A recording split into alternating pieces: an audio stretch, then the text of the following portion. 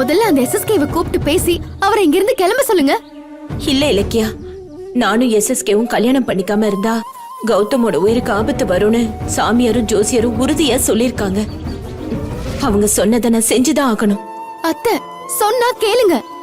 கௌதம் எஸ்எஸ்கேவை பார்த்தா அதை விட பெரிய ஆபத்து வந்துரும். அதெல்லாம் எதுவும் வராது. நான் எஸ்எஸ்கே கையால தாலிய வாங்கிக்கிட்டா கௌதமோட கோபம் போயிரும். அவன் சந்தோஷமா இருப்பான்னு சாமியாரும் ஜோசியரும் சொன்னாங்க இலக்கியா.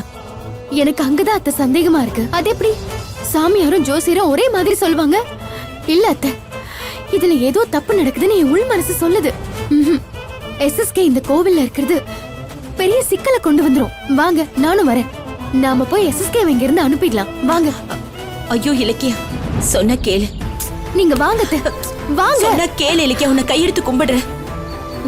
என் ஊசரே கௌதம் தான். அவனுக்காக தான் நான் என் உயிரை கையில பிடிச்சிட்டு இருக்கேன். அவன் எந்த ஆபத்தும் இல்லாம நல்லா இருக்கணும். நானும் எஸ்எஸ்கேவும் இந்த கல்யாணத்தை பண்ணிதான் ஆகணும்.